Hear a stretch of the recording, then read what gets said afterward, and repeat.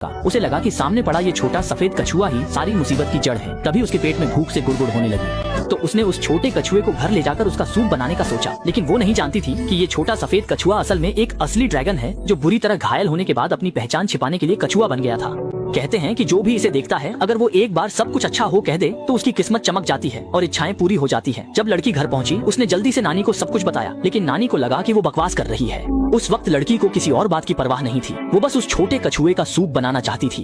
छोटा कछुआ डर के मारे कांपने लगा। किस्मत से दयालु नानी मानती थी कि हर चीज में जान होती है और इसी वजह से उन्होंने उसे बचा लिया। लेकिन लड़की अब भी नहीं मानी और कहने लगी कि अगर सूप नहीं तो वो उसे तलकर या भूनकर खाएगी। नानी ने अपनी लालची पोती को लाचारी से देखा और उसे भूख मिटाने के लिए कुछ और ढूंढने को कहा। लड़की ने बेमन से कछुआ नानी को दे दिया। नानी भी उस छोटी सी जान की आंखों में चमक देखकर हैरान थी और सोचने लगी कि जरूर इसका कोई खास राज है।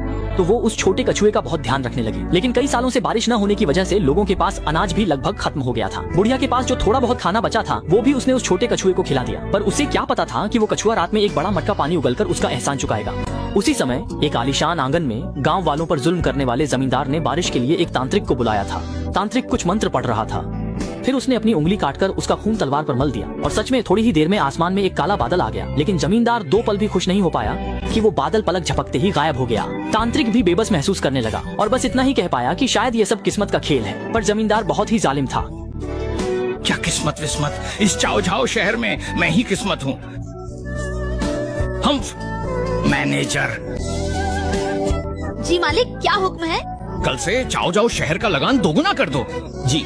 और उसकी हवस यहीं खत्म नहीं हुई। उसने अमर होने की दवा बनाने के लिए 99 जोड़े लड़के लड़कियों को पकड़वा लिया। जब लोगों ने लगान बढ़ने का नोटिस देखा तो वो जमींदार को गालियां देने लगे। आखिर चाओ झाओ में सालों से सूखा पड़ा था, फसलें बर्बाद हो चुकी थी और लोग बहुत बुरी हालत में जी रहे थे। ये सब लड़की अपनी आंखों से देख रही थी। लेकिन इससे पहले कि वो गुस्से में कुछ कहती, जालिम के पहरेदारों ने उसे जबरदस्ती वहाँ से भगा दिया। और जब लड़की वापस जा रही थी तो रास्ते में दोनों तरफ अकाल के कारण भूख से मरते हुए गाँव वाले थे। उनकी दर्द भरी मिन्नतों के सामने लड़की भी कुछ नहीं कर सकती थी और वहाँ से भागने की तरह तेजी से निकल गई। जब लड़की घर पहुंची तो नानी ने उसे एक बुरी खबर दी। घर में अनाज खत्म हो गया था। क्योंकि पड़ोस के लोग भूख से मर रहे थे, इसलिए उन्होंने घर का बचा खुचा सारा अनाज उन्हें जिंदा रहने के लिए दे दिया था।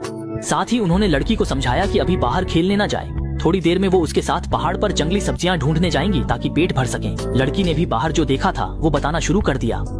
नानी, बाहर बहुत सारे लोग भूख से मर गए हैं। शहर में भी हर तरफ भिखारी हैं।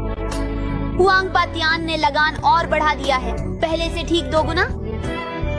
जो लगान नहीं दे पाएगा उसे पकड़कर काम पर ले जाएंगे। क्या हमने कुछ गलत किया है जो भगवान हमें सजा दे रहे हैं? नानी ने यह सुनकर उसे बस दिलासा दिया। उन्होंने कहा कि दुनिया में अच्छे बुरे का हिसाब